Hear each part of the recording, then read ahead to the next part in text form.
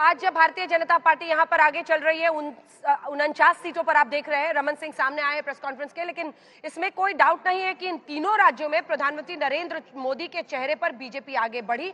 हालांकि जो लाडली स्कीम शिवराज सिंह चौहान का था, गांव की बेटी स्कीम था, वो सब बहुत बड़ी बातें वहां साबित हुई। तो वैसे ही महातारी योजना, विवाहित महिला को 12,000 रुपए देना, छत्तीसगढ़ में गेम चेंजर माना जा रहा है। वहीं 101 पर अगर राजस्थान में बीजेपी पहुंच रही है, तो जो उनकी नीतियां रही और जो मुद्दा उन्होंने उठाया कि यहां पर मुस्लिम तुष्टीकरण हो रहा है, कन्हैया लाल हो, जयपुर के धमाके हो 2008 के जिसमें आरोपी बरी हो गए, इसी के साथ हिंदू त्योहार मनाने पर पत्थरबाजी, ये तमाम मुद्दे वहां पर रंग लाते हुए दिखाई दे रहे हैं। हालांकि आपको एक बार फिर से बता दें, अभी कई राउंड काउंटिंग बाकी है, इसलिए आपको नतीजों का इंतजार करना होगा। हम आपको रेवंत रेड्डी के घर के बाहर लिए चलेंगे, तेलंगाना में, जहां पर 69 सीटों पर कांग्रेस पार्टी की अच्छी जीत होती हुई नजर आ रही है। रेवंत रेड्डी कांग्रेस अध्यक्ष है तेलंगाना में, उन्होंने बाजी पलट दी है। केसीआर के खिलाफ जो लोगों का गुस्सा था, उसको आवाज दी और फिर उसी वजह से शायद इतनी प्रचंड जीत की तरफ कांग्रेस पार्टी वहां पर बढ़ रही है। वहां की तस्वीरें हम आपको दिखा रहे हैं। नागार्जुन वहां से हमारे साथ जुड़ रहे हैं और ये रेवंत रेड्डी के घर के बाहर देखिए ढोल नगाड़े बजने शुरू हो गए हैं। उनको प्रबल दावेदार मुख्यमंत्री पद का माना जा रहा है। उनके पूरे करियर को आप देखें तो एबीवीपी से शुरुआत की थी, फिर टीडीपी में भी रहे, लेकिन जब कांग्रेस में आए उन्होंने काफी काम किया, अध्यक्ष वहां के बन गए और उन्होंने क्या है। संजय निरुपम कांग्रेस पार्टी के राष्ट्रीय प्रवक्ता हमारे साथ अब जुड़ गए। सुधांशु जी लगातार हमारे साथ बने हुए हैं। तेलंगाना क्या कह रहा है सुधांशु जी? तेलंगाना क्या कह रहा है? देखिए, तेलंगाना के जब चुनाव परिणाम आएंगे, मानवीय बात है, हम वहां पर पहले स्थिति ऐसी हमारी नहीं थी कि हम प्रभावी स्थिति में रहें। जब हैदराबाद के, ग्रेटर हैदराबाद के चुनाव हुए तो हमने वहां पर अपनी प्रभावी उपस्थिति दर्ज की। मैं कह सकता हूं कि जो मत प्रतिशत आएगा तो हम काफी अच्छी स्थिति में होंगे। और भारतीय जनता पार्टी, ये ठीक है कि हमने एक लंबी छलांग लगाने का प्रयास किया था, पर कई बार होता है कि आप पहली बार लंबी छलांग लगाने का प्रयास करते हैं, रिजल्ट नहीं आता है। मैं लोगों को याद दिलाना चाहता हूं पुरानी बात, 1989 में हम यूपी में 56 ही सीटें जीते थे, 91 में 221 जीत ली, क्लियर मेजॉरिटी मिल गई थी। लोकसभा में 91 में हमने सरकार बनाने का दावा किया था, 120 सीटों पर रुक गए थे। अगली बार हम 13 दिन की सरकार बनाए, उसके बाद हम स्पष्ट मतलब गठबंधन हमारा स्पष्ट बहुमत पा गया था। अब मोदी जी के नेतृत्व में अपने दम पे स्पष्ट बहुमत है। तो हम ये मान सकते हैं कि तेलंगाना का भी पूरा विश्लेषण होने के बाद हम निश्चित रूप से विश्लेषण करेंगे कि हम जो अपेक्षा कर रहे थे उससे कम कैसे रहा। परंतु ये बात जरूर है कि हम पिछली बार के मुकाबले कहीं अधिक प्रभावी उपस्थिति दर्ज करने में सफल होते हुए दिखाई पड़ रहे हैं। चलिए ठीक है, संजय निरुपम जी हमारे साथ जुड़ गए। संजय जी, मध्य प्रदेश, छत्तीसगढ़, राजस्थान, तीनों ही जगहों पर बन रही है बीजेपी की सरकार और मध्य प्रदेश में तो कांग्रेस पार्टी का एकदम सफाया होता हुआ नजर आ रहा है। डबल से ज्यादा सीटें बीजेपी को आती दिख रही है। पीएम पर आप लोग हमला करते थे कि इस बार तो कमल पे पीएम के चेहरे पर लड़े हैं। क्या ये सबसे बड़ी मुहर है प्रधानमंत्री नरेंद्र मोदी की लोकप्रियता पर 2024 के पहले? और वैसे ही सबसे बड़े तरीके से जनता ने का सेंसस को नकारा है, क्योंकि आपने मैनिफेस्टो तक में डाला है।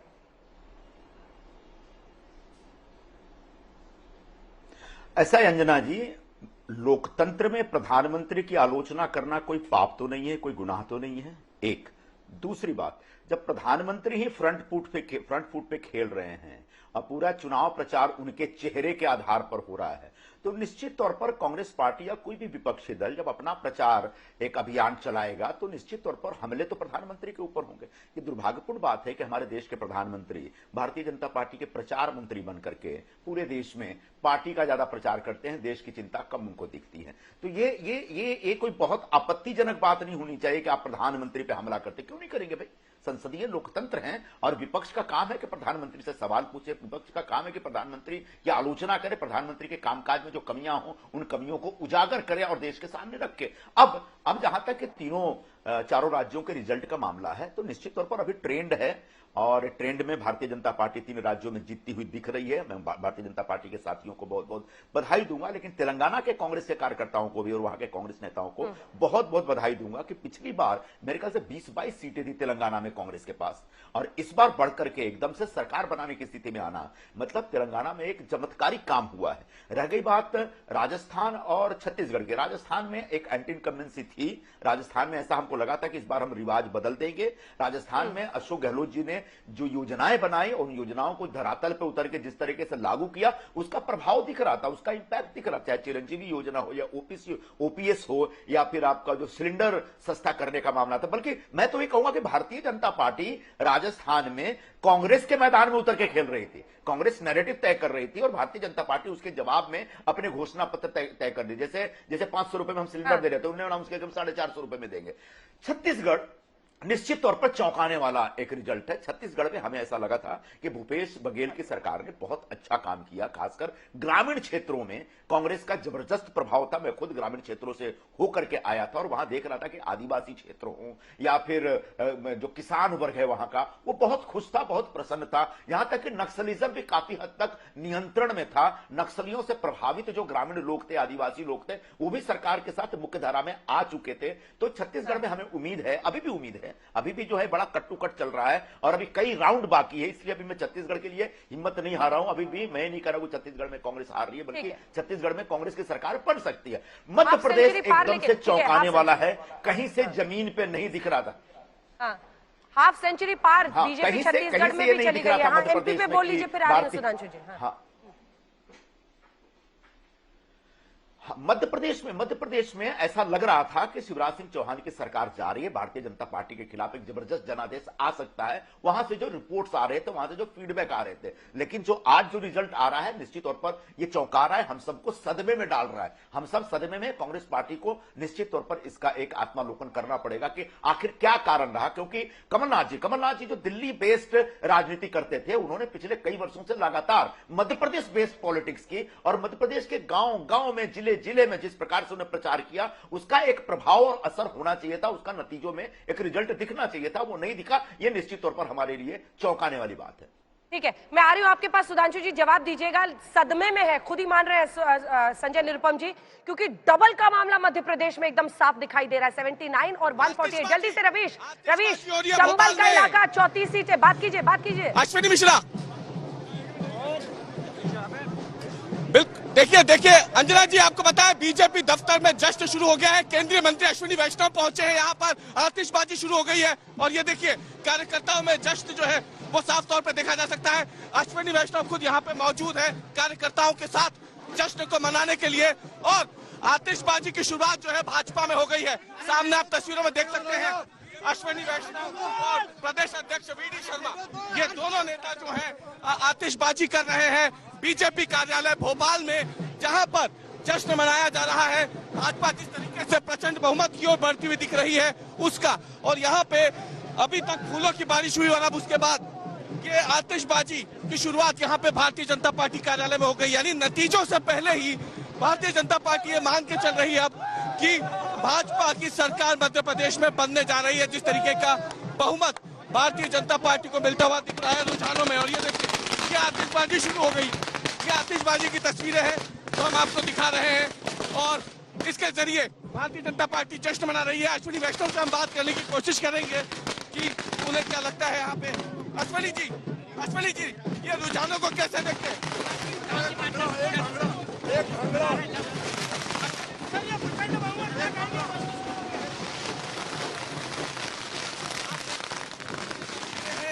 यहाँ पे जश्न की भाजपा कार्यालय में जश्न मन रहा है, लगातार आतिशबाजियां हो रही है, ढोल बज रहे हैं भाजपा कार्यालय में। हम आपको वो तस्वीरें भी दिखाते हैं किस तरीके से जो कार्यकर्ता है भाजपा के मध्य प्रदेश में इस समय वो गदगद है, जो रुझान मिल रहे हैं उससे ये तस्वीरों में देख सकते हैं आप।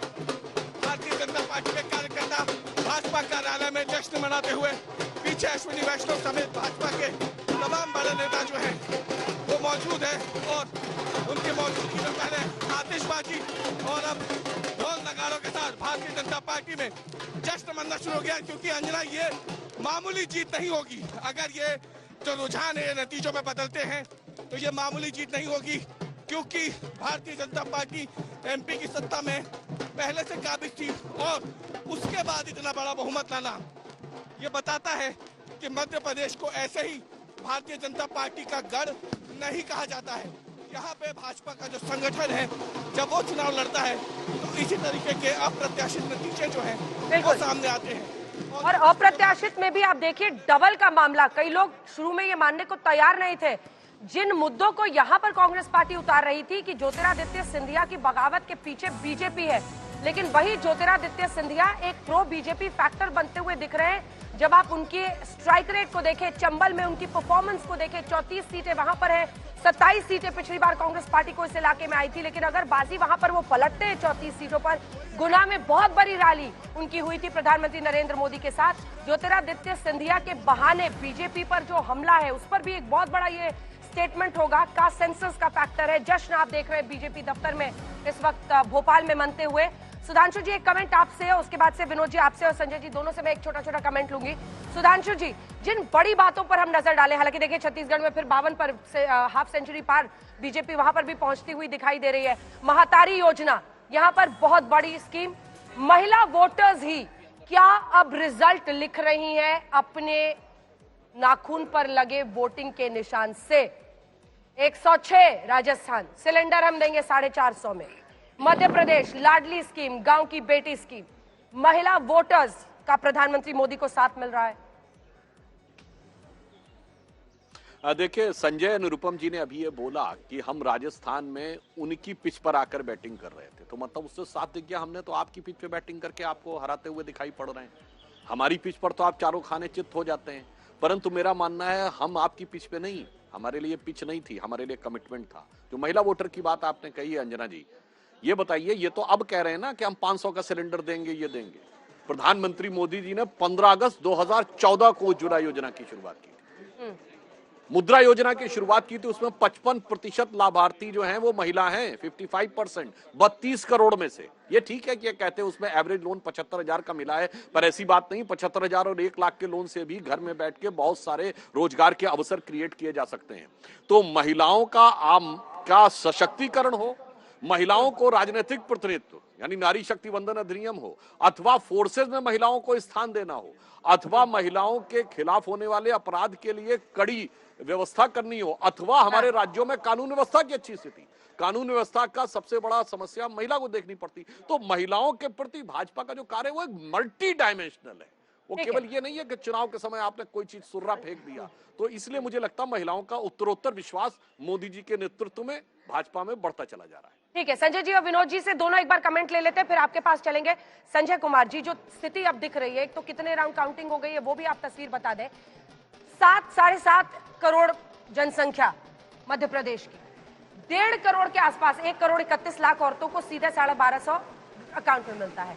महिला वोटर्स डिसाइड कर रही हैं मैंडेट। जो इस वक्त जो चुनावी नतीजे आ रहे हैं, जो रुझान है, इसके हिसाब से तो यही लगता है महिला वोटरों ने एक अहम भूमिका निभाई है इन चुनाव में। क्योंकि आप देखिए मध्य प्रदेश में, छत्तीसगढ़ में, राजस्थान और मध्य प्रदेश में जो ऐसी स्कीम्स जो महिलाओं के लिए लाई गई, उससे उस पार्टियों को फायदा मिलता हुआ दिखाई पड़ता है। मध्य प्रदेश में बहुत चर्चा हो रही थी स्कीम्स की, और आप देखिए मध्य प्रदेश में बीजेपी का प्रदर्शन कितना अच्छा दिखाई पड़ रहा है। तो कहीं ना कहीं जिस बात की चर्चा पिछले 3-4 महीनों से हो रही है कि महिला वोटरों की एक अहम भूमिका होने वाली है चुनाव में, ऐसा ही कुछ होता हुआ दिखाई पड़ रहा है अंजना जी। बिल्कुल। विनोद जी, आपकी नजर में? अब सुधीर चौधरी हमारे सहयोगी भी हमारे साथ यहाँ पर इलेक्शन कवरेज में जुड़ गए। विनोद जी जल्दी से अपनी बात करें। मुझे लगता है महिला वोटर तो महत्वपूर्ण फैक्टर है ही, साथ में जो लाभार्थी जो है, और सबसे बड़ी बात है भरोसे की। देखिए क्या है कि कांग्रेस पार्टी ने चाहे जितनी घोषणाएं की हों सारी, लेकिन जो भरोसा नरेंद्र मोदी पर लोगों ने जताया, 59 वायदे और 5 गारंटी कमलनाथ ने बताया, 7 गारंटी अशोक गहलोत ने बताया। मध्य प्रदेश की, राजस्थान की, और अब जिस तरह छत्तीसगढ़ के रुझान आ रहे हैं, तो वहां की जनता ने नरेंद्र मोदी की बात पर भरोसा किया। जो नरेंद्र मोदी ने कांग्रेस की गारंटी के जवाब में मोदी की गारंटी का जो इजाद किया नारा, और कहा कि ये मोदी की गारंटी है, हाँ। तो लोगों को मोदी की गारंटी पर ज्यादा भरोसा है। आपकी विनोद अग्निहोत्री जी की अभी अमित मालवीय ने यही ट्वीट किया है जो आप बोल रहे थे। ऐसा लग रहा है कि आप लोगों का आप वेवलेंथ मिल रहा है। वो मैं समझ गई। ये तस्वीर डाली है भारतीय जनता पार्टी ने। देश में एक ही गारंटी चलती है, मोदी की गारंटी। ये बड़ी खबर इस वक्त हम आपको बता रहे हैं, क्योंकि 3 राज्यों के रुझान ये साफ इशारा कर रहे हैं कि प्रधानमंत्री नरेंद्र मोदी के नाम पर मुहर लगी है। मध्य प्रदेश, राजस्थान, छत्तीसगढ़, ये तीनों यही कहते हुए सुधीर कि प्रधानमंत्री, क्योंकि पीएम ने साफ कहा था मेरी तरफ से कमल उम्मीदवार है, आप कमल पर वोट कीजिए, वोट मुझे आएगा। और 2024 के पहले ये मैंडेट बता रहा है कि प्रधानमंत्री नरेंद्र मोदी पर जबरदस्त भरोसा उनकी हैट्रिक वाले चुनावी मैदान में उतरने की पारी पर भी लग रही है। जी